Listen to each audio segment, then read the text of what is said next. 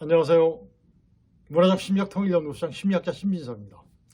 오늘 주제는 지난 시간에 이어서 오늘 또 이제 주제를 북한이 무너지고 있다를 말씀드리려 합니다.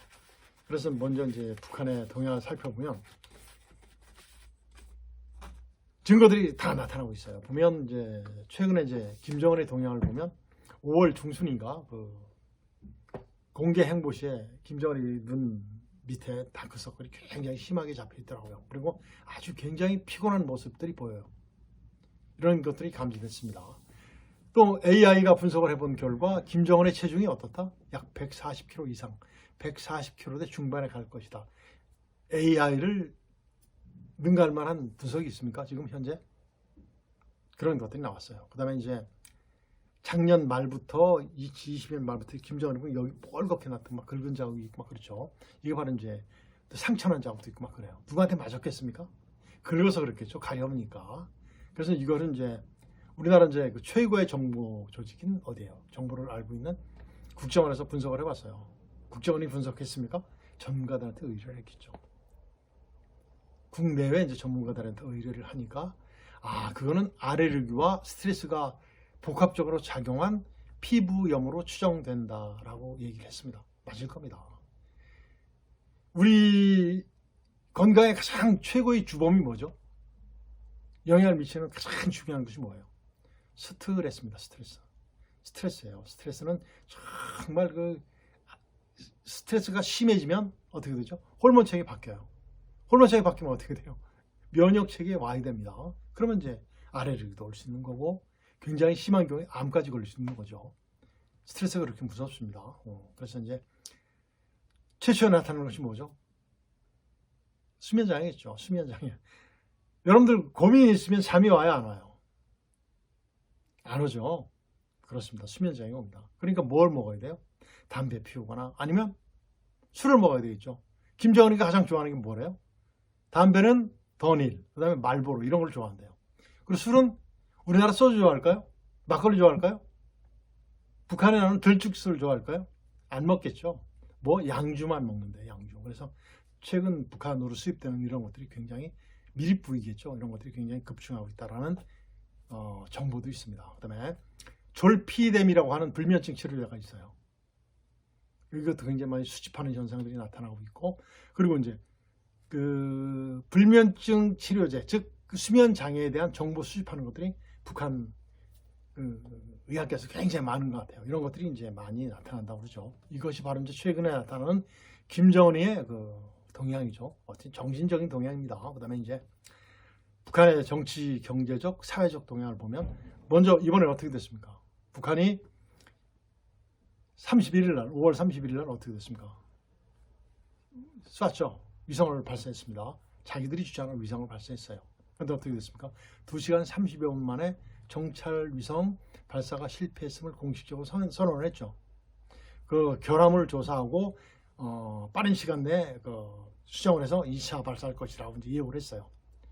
그런데 어떻게 됐습니까? 국제사회에서는 너희들과 쏘는 것은 그 불법이고 이 지역사회라든가 국제적으로 이익이 되지 않아.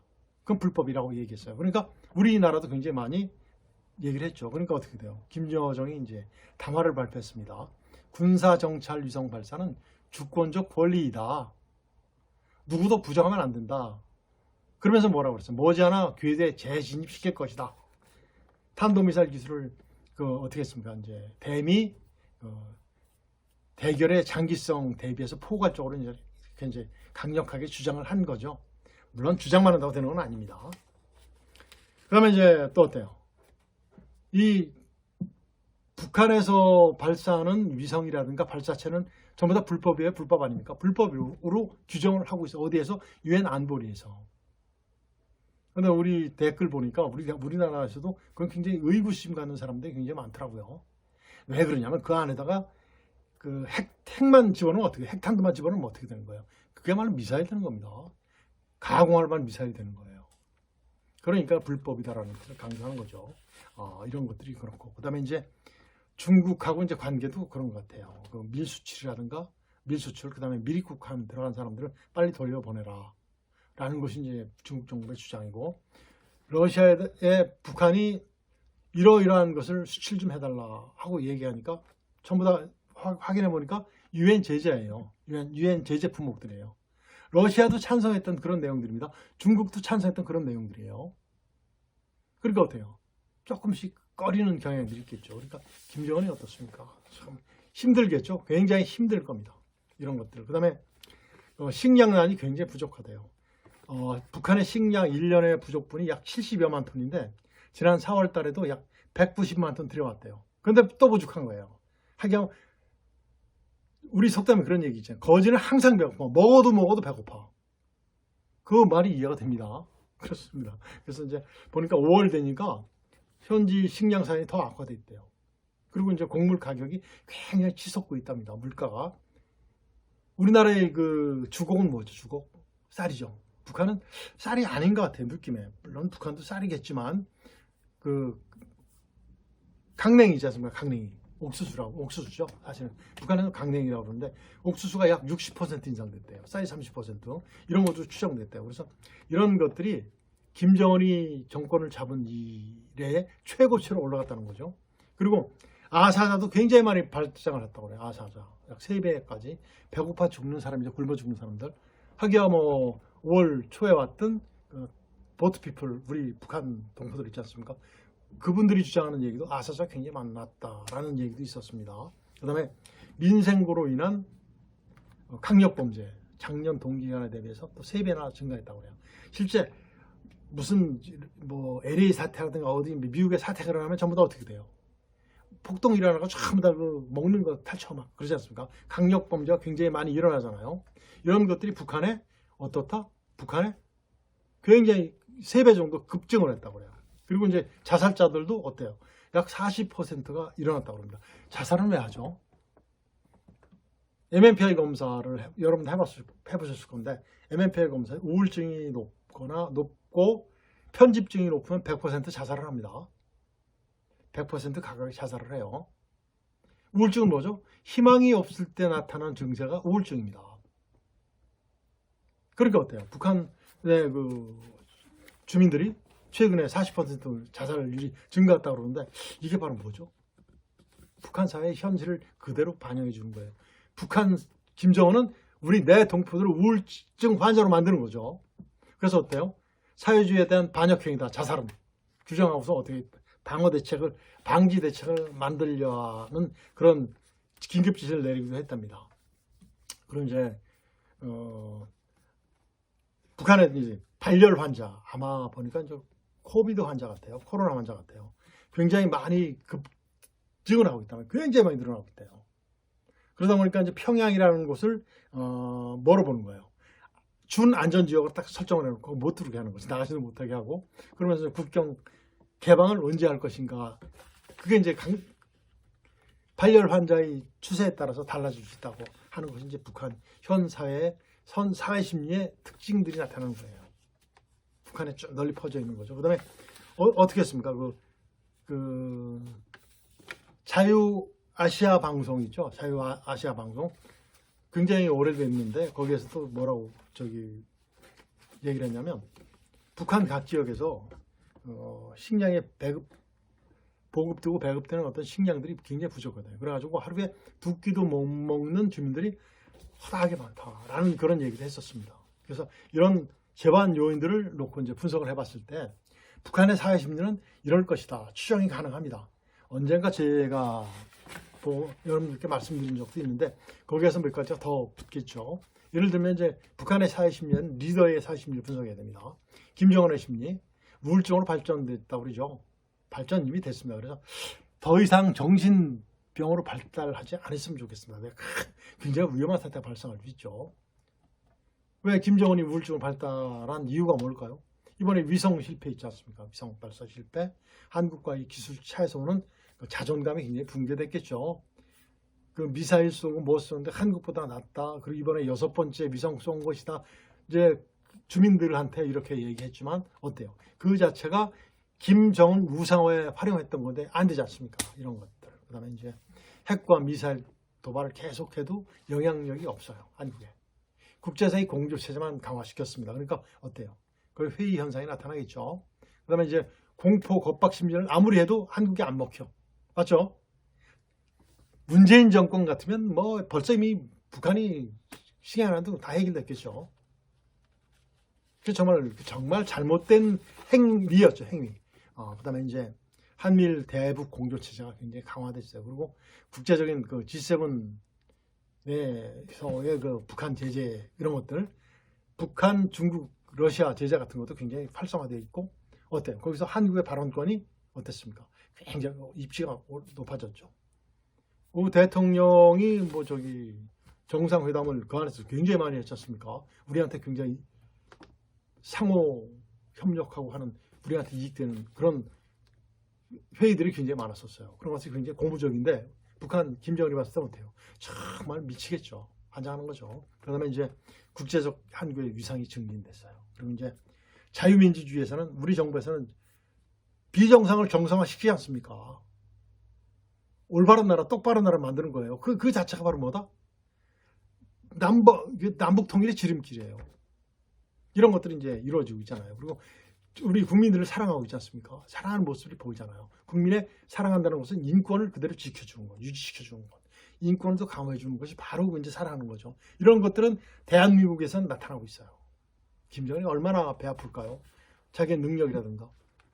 공산주의자들은 자기밖에 몰라요. 그러니까 북한 우리 동포들을 생각하지 못하죠.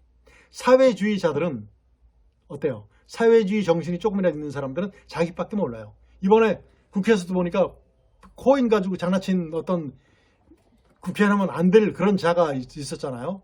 그런 자들이 한두 명이겠습니까? 이런 것들. 이게 바로 이제 사회주의 공산주의자들의 특징입니다. 그 다음에 이제 민생과 국제적 고립에서 오는 홀로서기 될까요? 안 되겠죠. 안 됩니다. 그 다음에 이제 중국, 러시아와 협력해도 해결이 안 된다. 이런 것들 알겠죠? 그리고 이제 간첩단 막 보냈어요. 금방 무너질 것 같죠. 한국이. 안 되잖아요. 안 되잖아요. 민노총 같은. 그 다음에 한국 사회 막 교란시켰던 그 전교조 같은 그런 친구들 아무리 해도 어떻게 돼요? 한국이 안 망하잖아요. 안 무너지잖아. 그러니까 거기서는 절망감들이 김정은의 그 우울증을 굉장히 심화시켜서 수면 장애까지 유발시켰을 겁니다. 이것에서 발달되면 뭐죠? 정신적 장애로 발달하게 되는 거예요. 그러면 안 돼요. 큰일 나요. 핵 막 쏠 거 아니에요. 그러면 안 되는데 이런 가능성이 있습니다. 그 다음에 이제 북한 주민들은 어때요? 김정은의 측근들은 어떻습니까? 핵심 계층들은 김정은의 리더십 없죠. 통치 전략이 없지 않습니까? 그 다음에 여기에 대한 의심을 하고 세습 체대에 대한 공산주의가 원래 가지고 있다는 정신이 아니잖아요. 거기에 대한 불만이라든가 김주현을 막 부상시켜 봤자 안 돼. 일회성인데 안 되는 거예요. 거기에 대한 불만이라든가. 그리고 가만히 보니까 김정은이 몰락할 것 같거든요. 거기에서 오는 어떤 불안감. 김정은이 몰락하면 자기들은 또 자리가 바뀌잖아요. 이런 것들에 대한 불안감이 나오겠죠. 그리고 나머지 기본 및 복잡 계층의 사회심리는 김정은의 우상에 대한 우상화는 무슨 우상화입니까? 능력을 다 봤는데 이런 불만들이 있겠고 인권 유린을 체감했지 않습니까? 그러니까 김정은에 대한 불만이 굉장히 많을 겁니다. 아마 원수를 생각하는 사람들도 꽤 있을 겁니다. 그리고 공산주의에 대한 환상 같은 것도 깨졌겠죠. 북한은 영원한 보릿고기잖아요. 1년 내내 보릿고기잖아. 강냉이고기인가? 보릿고기. 그렇습니다. 그 다음에 이제 배급제라든가 양극화 현상. 우리도 심하지만은 북한은 상상할 수 없을 만큼 심합니다. 그리고 이제 그나마 그 대한민국의 정보라든가 외부 세계에서 오는 정보, TV라든가 라디오를 들을 수 있어야 되는데 못 듣게 막아버리니까 어때요? 정말 불만이 굉장히 커졌겠죠. 그렇습니다. 그래서 이런 모든 것들이 놓고 봤을 때 북한이 어떻다? 붕괴의 그 수순을 밟고 있어요. 북한이 붕괴된다면 그게 바로 급변 사태죠. 급변 사태의 조건이 바로 뭐죠? 북한 내에 급하고 심각한 변화가 일어나는 게 첫 번째예요.